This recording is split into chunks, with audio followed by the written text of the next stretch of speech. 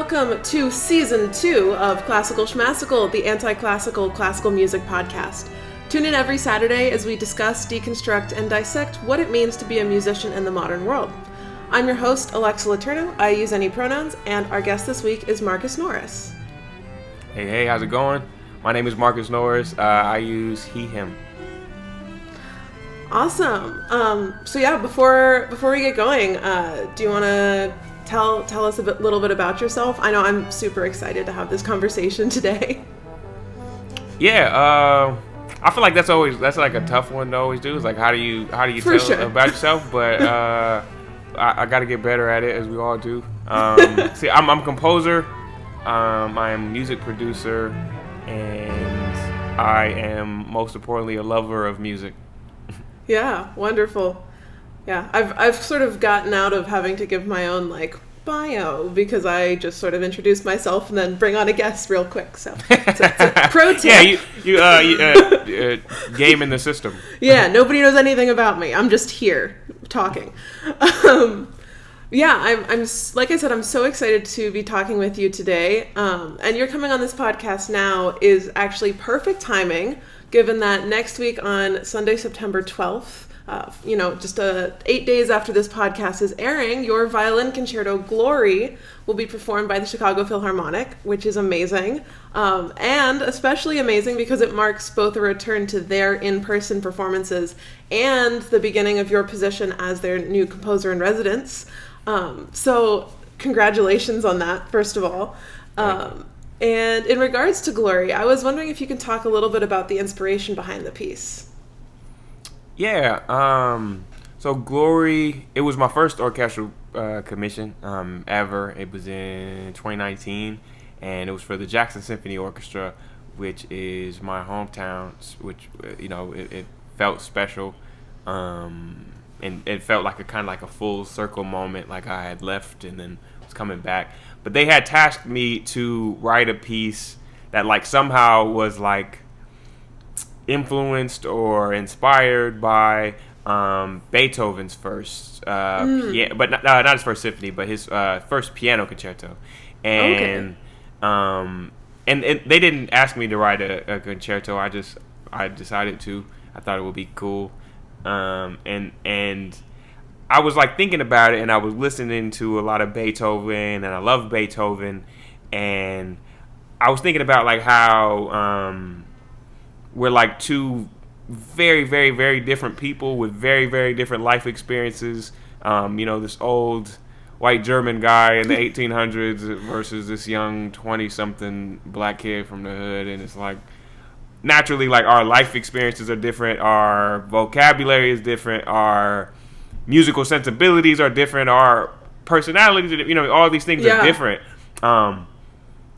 Love Beethoven though, and sure. So I instead of trying to mimic Beethoven or write something that was responding to Beethoven or somehow had to instead of trying to fit all my style things onto Beethoven, what I instead drew inspiration was from the fact that Beethoven, historically, is one of the first composers who would have considered himself to be a great artist expressing himself.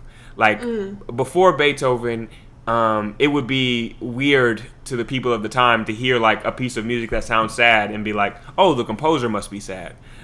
It's so normal to us now, when we hear a sad song, man, that person must be depressed, or what are you going through? Do you need to talk? Right. You know what I mean? That type of thing. But that started with Beethoven historically. He was the first person that was he considered himself a great artist expressing himself. And so I tried to just really lean into that with Glory, because to me it just really resonated with me, and that was really profound for me. So I just tried to write Glory from that perspective. It's about and then we often talk about Beethoven and we hear his pieces as the hero's journey and all these things, and I think Glory is kind of like that. It's about chasing triumph despite adversity. In a it's not programmatic or anything, but I think that's in there. Yeah, that's a really beautiful concept. And I love the way that like you took these very disparate experiences and found like a common ground. That's really, I think for me, that's a really profound way to like pull in inspiration, especially an inspiration that like sometimes I'll get a commission and I'll be like, oh, like I can do that. But if you're not feeling it, then you like being able to find something that you really can latch onto that's still within that is really, really cool. So with that in mind, what was sort of the compositional process like on this piece? Which I know is a big question and it's difficult to talk about but it's like the composer's question. Yeah. I don't know. I feel like a lot of my process is intuitive. Like I'm a very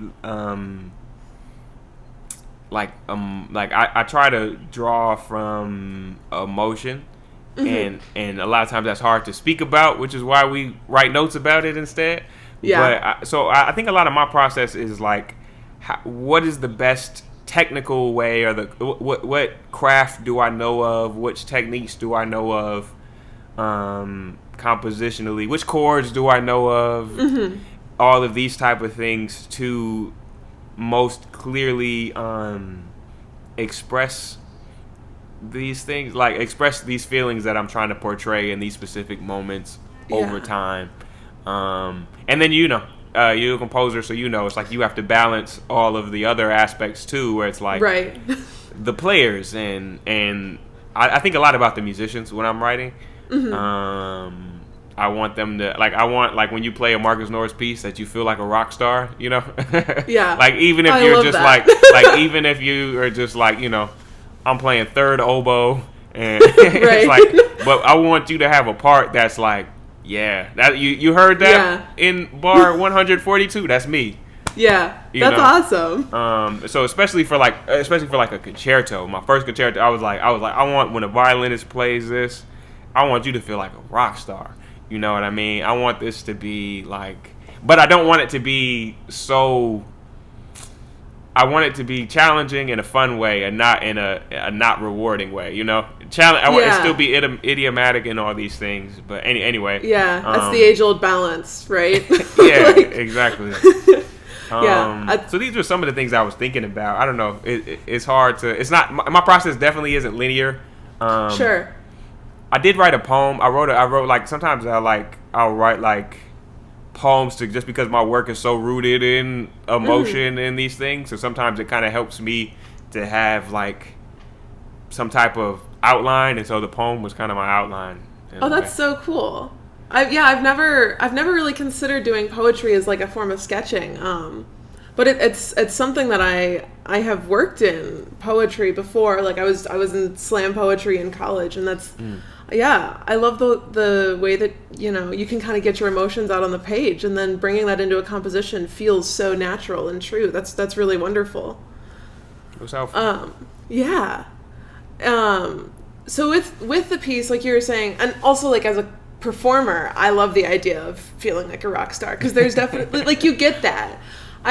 Sometimes it'll feel like, oh yeah, this composer plays the flute or whatever, but a lot of the time it's just like, oh, this composer like knows how to have fun and knows how to rock and make me have fun. And those are the most fun pieces to play, whether it's from the 1800s or from this year. It's so enjoyable to play when you can just No, it's reaffirming to hear. And I also think like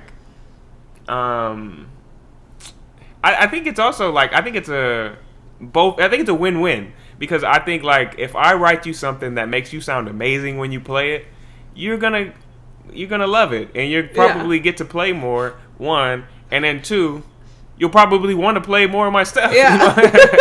Like I think you'll get a better recording. I think I don't know. I think everybody wins in that situation, and I don't know. I think musicians got it tough enough already. You don't need me to make your life tougher. You know what I mean? Yeah. Like, you don't need that from me. No, we'd get our orchestra pieces in undergrad, and we'd say, okay, and we'd place bets on like what instrument the composer in question played if none of us knew, and then it was usually who's having the most fun, and then that was that. So that's very real. That's very real. Yeah. So with that in mind, like has has like putting this piece with performers, do your pieces sort of change after working with performers, or like working with performers in the compositional process? Or what's that relationship like between the actual like music that you're writing and it's like being performed or read for the first, second, third time? Yeah, so I'm like always like willing to change a piece, and I learned this a lot from like I got a friend, Adrian Dunn, who he actually got to conduct the Chicago Phil for the concert they recorded, the streamed one that they got going on. I learned from working with him is like he'll change, like for him, like the score is like a suggestion at best, you know. Yeah. Like what for his pieces or whatever, like he obviously respects other people's music and does it their way, but it's like for his pieces, it's like and the collaborations we did, I like did like some preludes for this collaboration thing we did with some spirituals recently, and it's like for all the stuff we do, it's like I said, those scores are like suggestions at best, and it's funny, but like I really respect the fact that like he's like it's not sacred to him, like it's always evolving, and he'll do what's best for the music. So that's something I learned watching him, and like we were just talking about the musicians, the Chicago Phil has they brought in a violinist named Macgyvered. Amazing, like monster violinist. Wonderful. Monster violinist. And I like told her, like, I'm like, this yours now. Yeah. and so it's like it evolved in that way, and she brings something outside of everybody else. But then even on another thing, like I feel like I'm always willing to like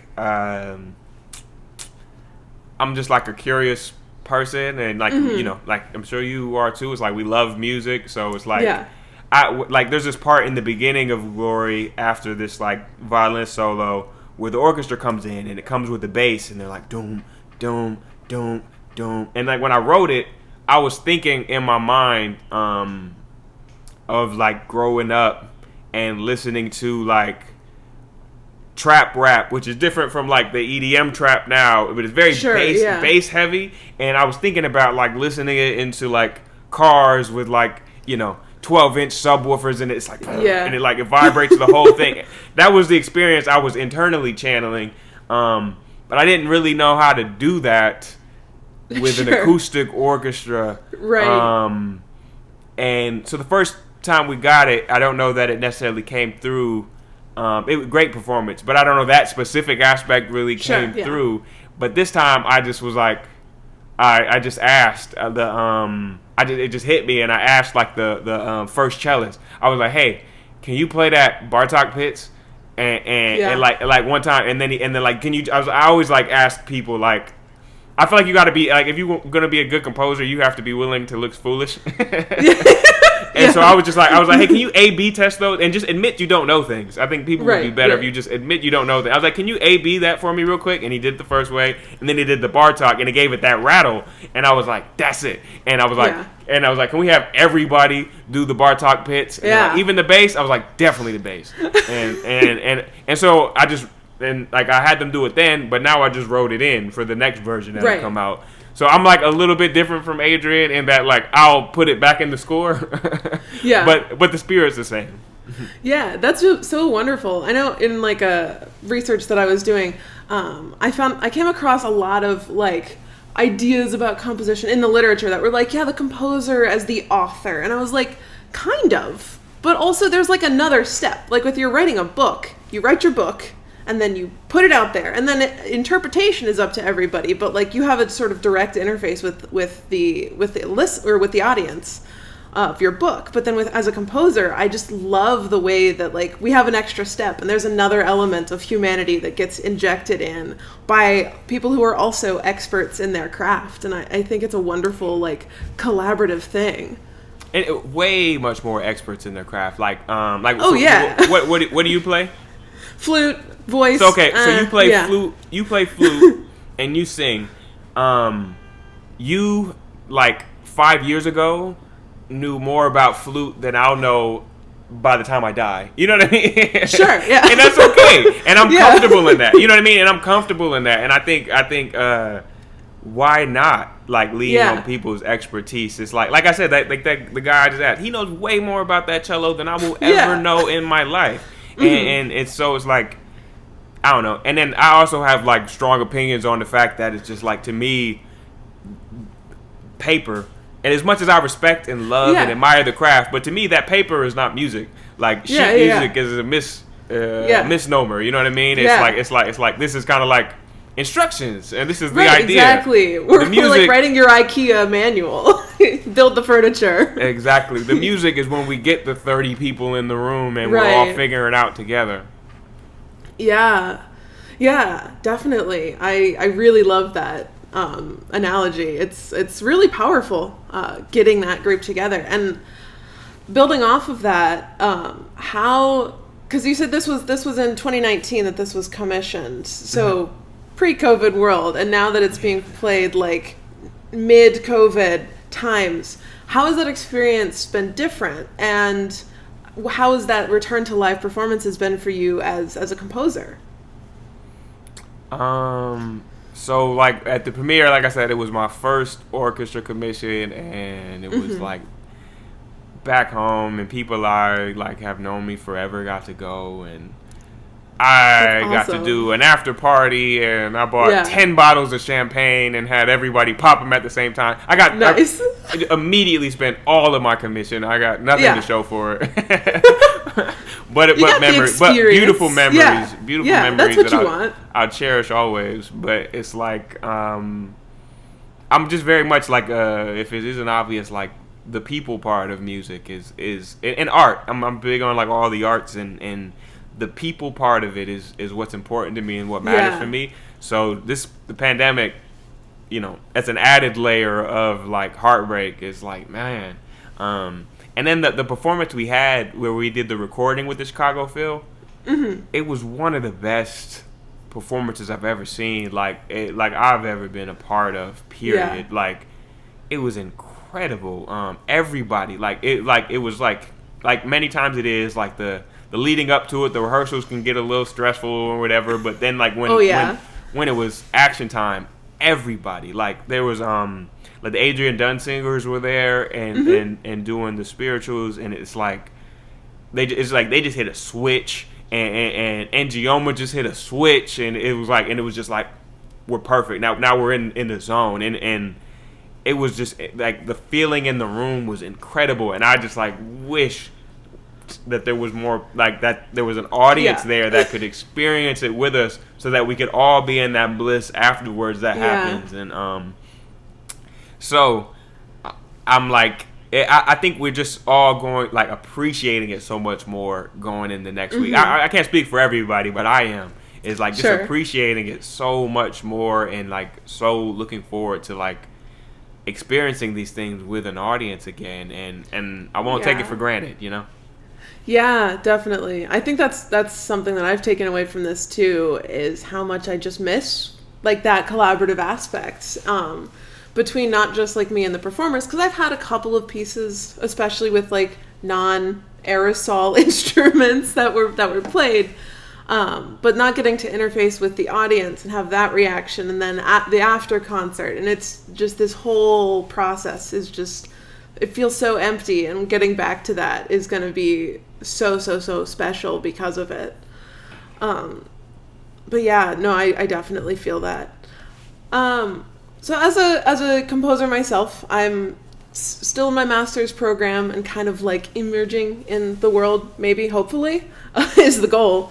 So I'm really interested to know what it means for you specifically, and more in general, to be sort of a composer in residence. This is like a term we throw around a lot, but I like, when I was figuring out what I wanted to talk about, I kind of went, I don't fully know what that looks like. No, that's fair. So this is my first one. Amazing. Yeah, this is my first residency, and so basically, over the next 3 years, I will write a few new pieces for the Chicago Phil, and we're like, the thing I like about it is that we're like kind of building a relationship. Like it's like, you know, with composers and stuff, a lot of times it's like you might submit music to XYZ, and or if it's like a festival or whatever it is, and it's like they might like pick up your piece and put it together in a weekend, and Right. we're grateful for all these things. But to me, it means a lot to be able to like build this relationship with the Chicago Phil, and to be like, let's take some time and get to know each other and know the musicians, and let's do this the right way.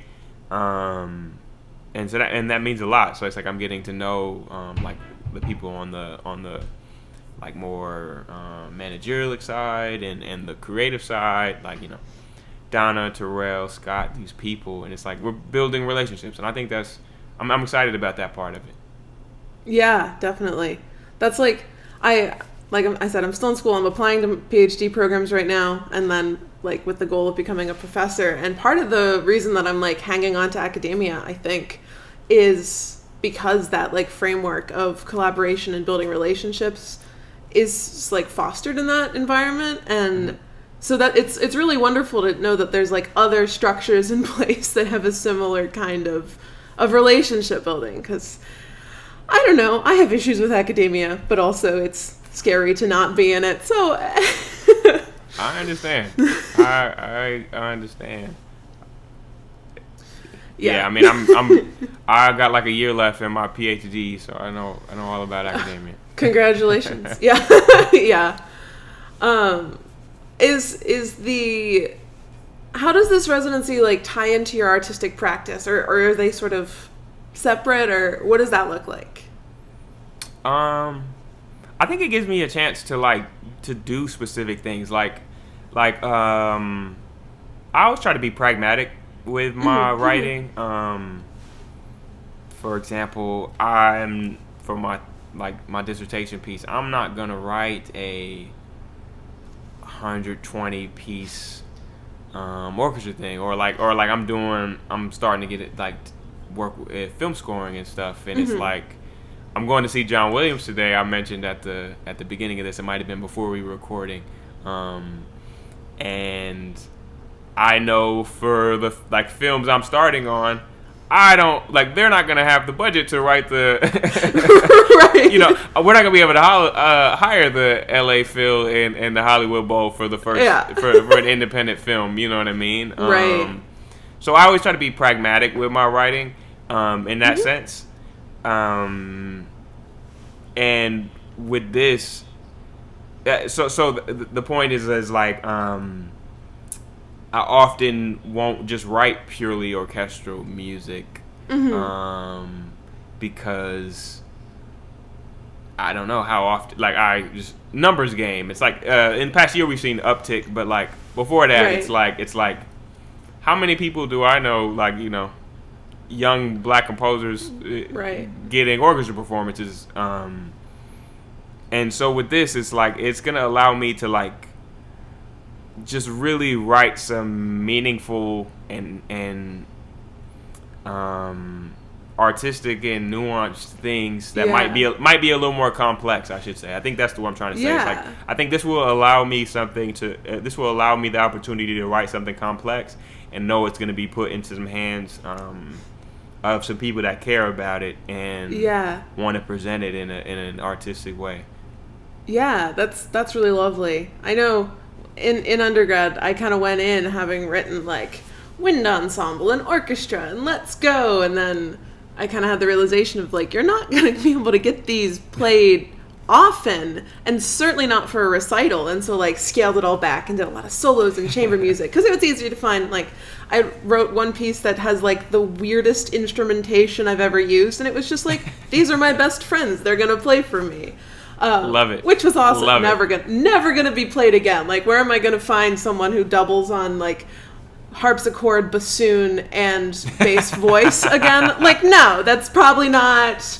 And that was just one person. So, but I think those are cool, and I think those are worth doing. For clarity, I think all of those things are worth doing, and if that's in your for anyone listening, if that's in your spirit that you want to write for like didgeridoo and tuba and ocarina, then do it. Then write it.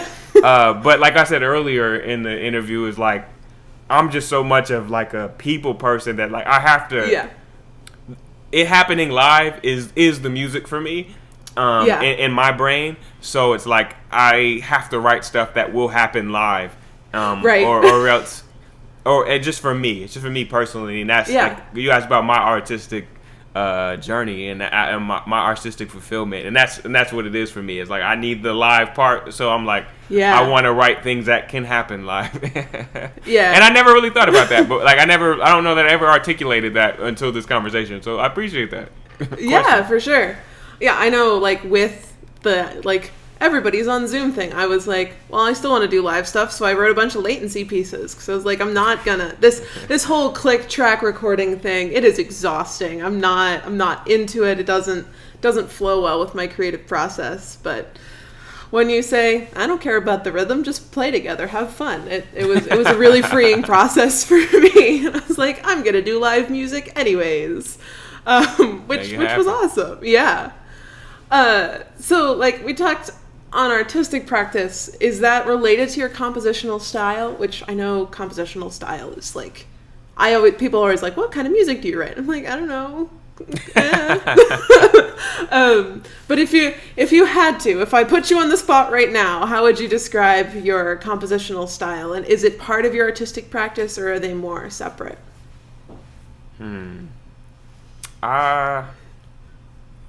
I would say my compositional style, I don't know, like you said, it's a tough one. Yeah. I don't know. I'm kind of the belief that like it's not even really for me to say. Like a lot of the composers we love and we study, it's like they hated what people called their music. They're like, no, I'm not thinking about it like that. And and I don't know. It's good that people care. Like for them, like I don't know. I'm reaching that point now where people come up to me and they say stuff like, "Oh, I like how on this you did like a minor seventh and a minor seventh, and then right when I was gonna be tired of it, you switched it up and you did a major seventh or something." And I was like, I'd be like, I mean, that's cool. I mean, I was like, I wasn't thinking about it like that. I was like, I just thought, hey, this sounds pretty cool. Yeah. I don't know. I would say my compositional style is are you familiar with the 90s brand Fubu? Yeah, a little bit. It's for us, by us. And I feel like that's my style. It's just like, it's very Black American. It's very personal. It's very intimate. I don't know. The people will tell me. The music theorists will look back and they'll tell me exactly what my style was. And I'm like, okay, that's cool. That's the goal, right? have a music theorist pick up your work. No, I had a similar thing happen. My very, very first ever composition lesson, I think I was 16, had never taken theory. I composed what sounded good, which is still pretty much true, that's still what I do. Don't ever let people talk you out of that, especially in academia. That's my soapbox for the day. It's just you just got to do you. And your intuition and your inner voice knows what sounds good to you. And just do that. I love it, yeah. But I walked into this lesson and my teacher was like, oh, I love the way you used the inverted augmented sixth chord. And I was like, okay. All right. I know what all of those words mean individually, but okay. But no, I know, like, when I was in like the theory sequence at my school, I had such a hard time composing because we're sitting here like analyzing this Renaissance motets and we're doing like the 1-4-5-1 every single time, and then it was really hard to stay true to like the intuition and to what I was hearing was the music I wanted to hear and the music I wanted to write. So I think that is really powerful. I know like not intuitive composition isn't for everyone, but that's where I'm at. And I'm a procrastinator, so like composing intuitively takes a lot less time than planning it out. I kind of do both. I'm a very big nerd on the craft, and I don't know. If I didn't have the background, you'd see some books in the background. I like an immense study, or like. Yeah. But I think for me, I start with the intuition, like I start with the feeling, and that's just mine. There's like, I'm sure you ask this question to everybody, and everybody's gonna have a different answer. Sure. So it's not the right way to do it. It's just my way. But it's like, so I kind of like start with the intuitive parts, and then like apply craft, if that makes sense. No, I feel very similarly, where I'll still sit down and it'll be a lot of like improvising or just like writing things that I think sound good. And then what I do is I'll take like a step back and I'll say, what am I trying to convey here? And how can I use the tools that I've learned in music theory, which I'm a theory nerd, so like I know a lot of weird things. And how can I use those to make that more effective or come across more clearly? So I definitely feel what you're saying about kind of combining the two. But then end of it all, it's like I always like trust my ear. Does this sound right to me? Yeah, I'm editing an orchestra piece right now, and there's this one measure where I'm like, no, the theory says it should be this way, and this is wrong. This is absolute no. Yeah. No. Exactly. Garbage measure. Exactly. Or I'm like, it sounds wrong. Why? That might be a way I was like, I use the craft. I'm like, why does this not sound, you know what I mean? And, yeah. But I don't know. I can nerd out about that stuff all day. Oh, yeah. Me too. For sure. So what we started talking about this a little bit, but what are your feelings on the term compositional voice? Because I have a lot of feelings on them. That's my research focus at the moment. So sort of gratuitously for me, both in like a personal sense, like how you can use it personally if you use it at all, versus like more broadly, maybe a pedagogical sense, anything like that. Just generally, compositional voice? ? Yeah. So I'm sure you have stronger opinions on it than I do. It seems like totally fair.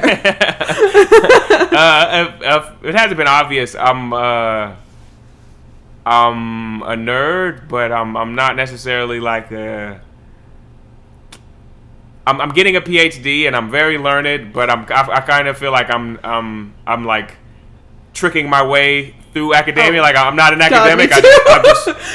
I'm just somehow I just through play here. one. Yeah. But, exactly. But no, but I think compositional voice, I probably just use the word voice more often. Like, and sure. maybe they're interchangeable. I'm not sure, but to me that means like, I don't know.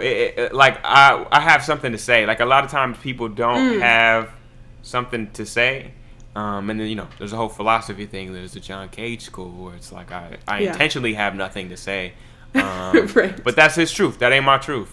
I got a lot to say, and I'm like developing my skill set. I'm developing that craft, so that I can communicate that more clearly. I talked about Beethoven. I feel like Beethoven is a good example, where it's like even that early Beethoven, when it didn't quite, he wasn't who he was at the end, but it's like he would always have that thing in there that was like that made it like, oh, that's Beethoven. And for me, I think like I feel like you don't really have that until you start writing a lot of music. Like I think like with Glory actually. I think Glory was one of the first ones I was like, because I don't know, a lot of times we're so much like, you can see our influences and stuff. Like, oh, I learned this from so-and-so or this from so-and-so or whatever. But like with Glory, there's this section where it's like, it was kind of like hitting me in a good way, where I was like, there's a section in there where it's like, I don't know anything like that. You know what I mean? I've never heard anybody write anything like that to my knowledge. And it seems very much me, and it felt very personal, like putting it out there. It felt like people were getting a glimpse into my inner monologues and things like that. So for me, that's kind of what compositional voice is. But I'd be curious to know some of your thoughts, since you've been doing so much research on it. Yeah, no, I mean, I think that's a really beautiful way to view it. It's like the whole research started out because I had a really bad lesson where someone said, you don't have a compositional voice, find a different career, was the general tone of the whole lesson. Yeah, it wasn't great. And then I got really mad because I was like, well, what even is that? And so it started out as, I'm going to figure out what compositional voice is, and then everybody had their own idea, and I went, well, we shouldn't be using this in pedagogy, and yet everybody is. And so it kind of spiraled out of control. But I think in personal use, it can be really, really helpful. Which, like you were saying, where if you've got something to say, and it's a helpful idea to like help you get your thoughts on paper in their musical form, as a way to be expressive, like it can be really, really helpful. But yeah, I interviewed like 6 different like sort of semi-famous composer people, and they all had vastly different ideas, and I was like, this is going to be harder than I thought. And then it just kind of, it's one of those things where I like had one question and it keeps spiraling out of control, and I have all these different other conversations to have, and it's like one of my things that I could talk about for hours. But no, I really liked like what you were saying, especially with those like moments where I think for me as a composer, I've become more and more aware that a lot of my composing is just stealing very small parts of pieces that I think work really well. I'm like, ooh, love that chord progression, I'm going to use that. Or this texture is beautiful. And you take them from a bunch of different places and all this different music that you love, and that kind of can inform what I'm doing. And then every so often I'll get a moment where I'm like, ooh, I didn't get that from anywhere consciously. That feels really, really true and genuine. And that can be so, so special. And but that's all really art too, though. It's like, it's like, you know, I'm a big just art person, and like think about like Basquiat, and he like did his take on the Mona Lisa, or he was like writing like you know, painting stuff that Warhol was doing because he liked Warhol, and like, you know what I mean. It's like you digest everything, and you could, like, a lot of my influences are very obvious in my music if you know what it's from, and it's like. It's not hidden, or these things. It's just it's digested, and I think that's what you're supposed to do while we're young. You know what I mean? Yeah, I definitely feel that. And a lot of what I'm doing right now, it's just like, we're gonna see if it works, and we're gonna just throw it in, and if it doesn't work, doesn't matter. Exactly. That's I was thinking about, like, okay, what if they were here now and they had my background from where I'm from, like. It's like, what would that even sound like? It's like, how would they do that? How would they approach if they had that the problems, the challenges I'm facing with this piece? How would they solve it? And I love that. It's to the point now where, like, sometimes I feel like I hear some of these influences like talking to me, or like giving me a lesson while I'm working on, or I'm studying their scores and stuff. You know what I mean? It's like, how would they do that? How would they? That's so cool. Yeah, that's been a really influential part of like my self-study, really, in composition, and more as I like kind of stay in academia longer and longer. There's just a lot of listening going on, and I learn so much from these people who are maybe still alive, but I've never met or talked to ever, or maybe, you know, several hundred years. My whole orchestra piece that I'm working on now is based off of a piece from 1616. Like, okay, yeah, it's great. But no, I really love that viewpoint. Kind of working off of that, do you have advice for like other composers in today's world, especially like with like classical music, and where is that in our future, you know, all of that jazz? Okay, I'm gonna try to narrow it down. Because I have a bunch of thoughts. Stuff I've learned the hard way. It's definitely a big question. It's like stuff I've learned the hard way. I'll narrow it down to 2, and the first one is like, I always say, play your game. Is that recognize that, like, even if you admire and respect your professors, like I do, like my professors are absolutely brilliant and like changed my life, and my writing style and all these things is but I do recognize that, like, the world that they came up in doesn't exist for me. You know what I mean? People that's 30, 40 years older than you. So some of their career advice, or like career thoughts, or career path or moves that they did, they might not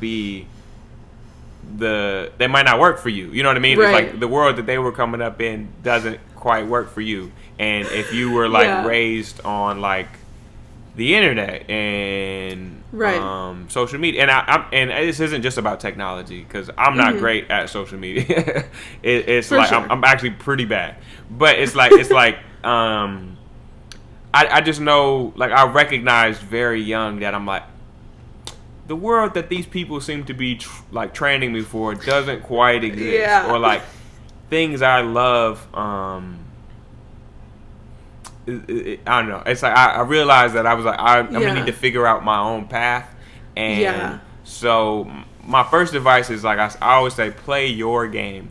don't try to play their game because you you won't win, and then B, if you do win, it might not get you what you thought you were gonna get. You know what I mean? Like the prize might not be all it's cracked up to be. Yeah.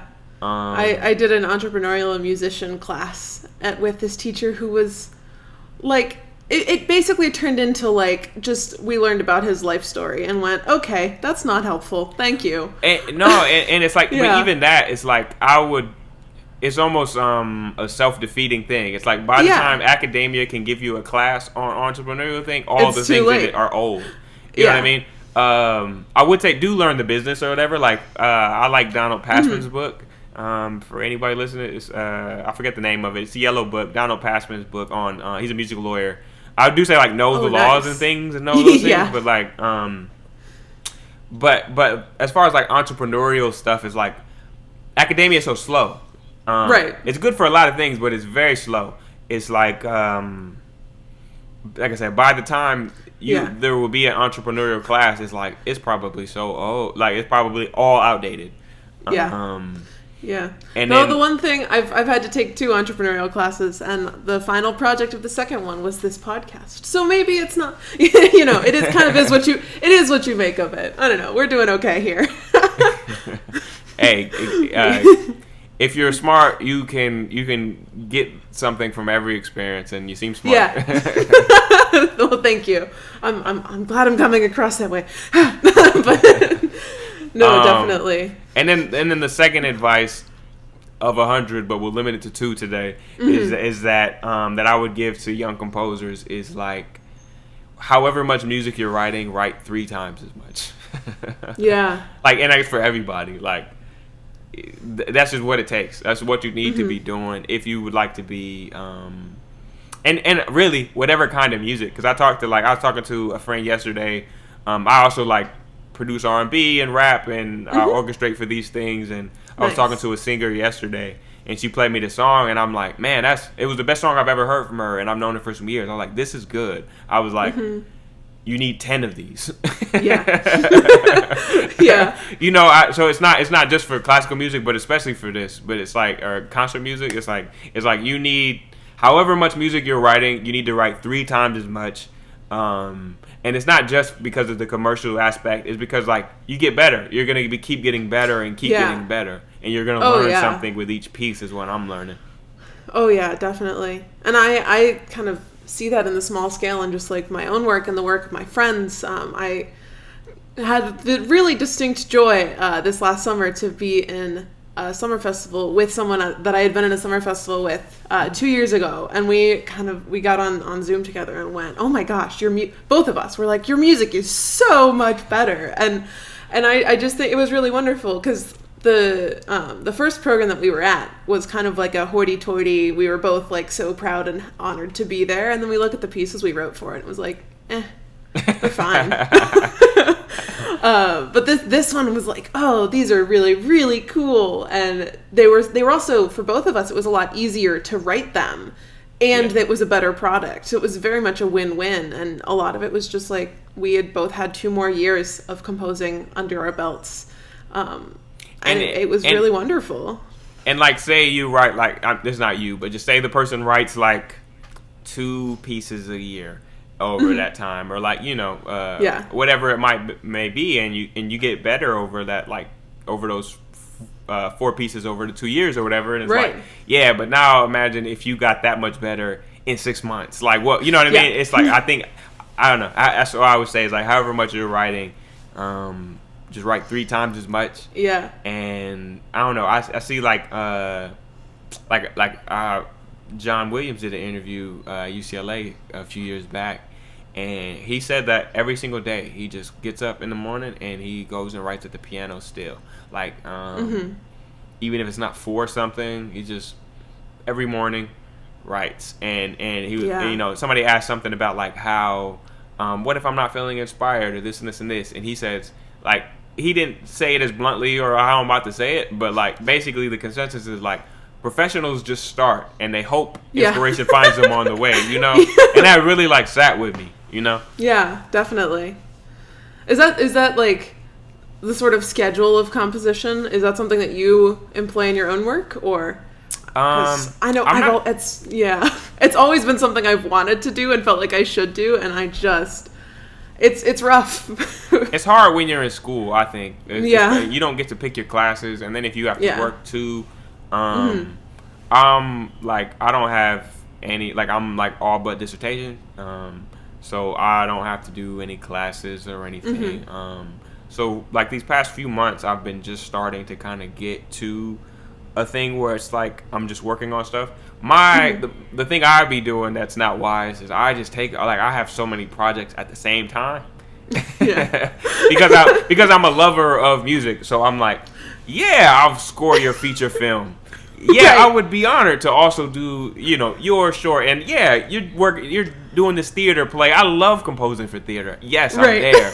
Yes, I'll take these 4 commissions at the same time. I love you guys, and I'm such a people person, and I love music, so I'm like, so it's always from that place. But so mine is like just juggling the projects, but it's a good challenge, and I know, like, by the time I'm done with this, all these things I got going on right now, it's like I was just saying, imagine how much better I'm going to be 6 months from now. And what's going to come from all those things. It's very, like, it builds and builds, So to answer your question, right now I am getting to compose every day, and I just turned 30. So I'm at the age where I'm having to, like, figure out some, like, mental health things, like, where it's like I gotta set some boundaries on these things. Like, I can't do all-nighters anighters, and so it's like I need to, like, I gotta put some caps on it where it's like, Sundays are my day. I'm not doing work on Sundays. That's just for me. Nice.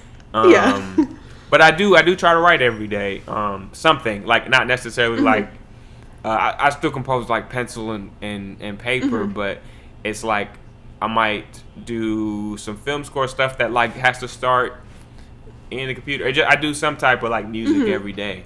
In a perfect That's world. Awesome. Yeah. That's really, really nice to hear. Yes. Yeah, I've been working on establishing a schedule for a long time, and I have never kept it up. But my dream world like, hopefully I can get to in the next few years. I'm not there yet with so many projects, but, like, my dream world would be, like, I like to do stuff in the morning. My dream world will be, like, I could just be alone in a room with an, like, acoustic piano for, like, 3 hours every morning, just unbothered, no cell phone, nothing. That would be like bliss for me. I would be the happiest I've ever been in my life, I'm sure, and just well-rounded. It's not how I'm living right now, right? But, like, that's the goal that I'm working towards. Yeah. For me, that also sounds like absolute bliss. But I'm at a place where, like, I'll start composing and then I'll look at the clock and be like, oh no, it's been 12 hours. I should get up and feed myself and also drink water. And you gotta take care of yourself. Doing that every day is fully unsustainable. So it's like juggling with what I'm gonna. But I think that's a really wonderful approach, and definitely understand the having to prioritize mental health and balance that with your art, and it's a really wonderful thing. So we're just about getting ready to wrap up here. Is there anything else that you're doing at the moment that you like to promote, or that you're working on that you want to talk about? Because, I could sit here and talk about, one measure of music for hours and hours, but yeah. Let's see. Like I said, I'm working on a lot of projects I was just mentioning. One that I'm particularly proud of is I started an orchestra like the worst luck, the worst timing ever. We did our first big concert, great crowd, all these things, and standing room only at the end of February 2020. Perfect. So it's South Side Symphony. I'm a fan of alliteration. And South Side, it's like we're based in LA, but it's looking like early next year we'll be back doing concerts around LA, hopefully touring eventually. But basically, my idea with South Side Symphony was just like, what if the orchestra didn't exist and it was started today by a 20-something black kid. It's like, what would they play? Where would they play? How would the experiences be? So like our first concert was like, we called it like a kickback concert. And it was just kind of like a hangout. And then I described it like, you're just hanging out. And then at one point in time, your Uncle Marcus hops on keys. And your cousin that can, your singing cousin starts singing like some old R&B. But it happens to be like, we have like masterful orchestration.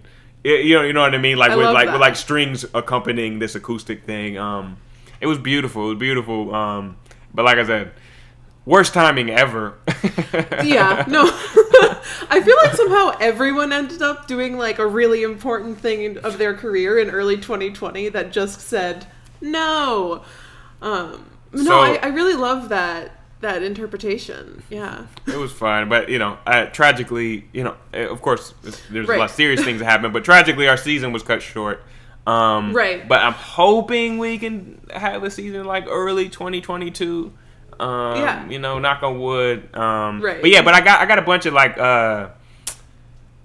like people can check us out. It's on Instagram. It's just at South Side Symphony. But on our website, I got like a bunch of like sheet music and arrangements, and we got like stuff on Spotify and Apple Music and these things. Because like basically, it's just like removing the pressure of the history and all these things. It allows us to just do like, what do we like? What do we want to do? So it's like I've done like arrangements of like Back That Thang Up. I've done like stuff from like Avatar: The Last Airbender and Dragon Ball Z and stuff. Just like. Whatever we like, we can do it, and we don't have. There's no pressure of history and all these things. That's beautiful. Yeah, and one of the things that I've grown into be really really passionate about is accessibility in our art form, especially something that has so historically it's been so exclusionary of so many different people, and even as it's becoming like more and more accessible, it still has that sort of weight behind it of. Like for years and years and years, you were not someone that could make music like this, but now like welcome, and then nobody's doing anything, and so I really really appreciate that work. Definitely, I'm going to be checking your group out. That sounds amazing. Thank you. Yeah, just thank you for creating that opportunity. I think it's really wonderful. Thank you. Yeah, and. Thank you really so much for joining us here at Classical Schmassical. I love the name, by the way. Oh, thank you. It came to me like I woke up and I was like, Classical Schmassical, I need it. Anti-classical, classical, that's me. Well, I use the name classical because I'm, that's what we're told to use. But like, no, we're not classical here. We're just nah. We're just vibing. Vibes. Yeah. Good vibes only. But yeah, if you at home enjoyed the show, there's definitely more where that came from, so make sure to like and subscribe so you don't miss an episode. Definitely, if you are in the area, catch Njomo Grievous's performance of Glory next Sunday, September 12th, 2021, with the Chicago Philharmonic, which will be in Skokie, Illinois, which is just north of Chicago.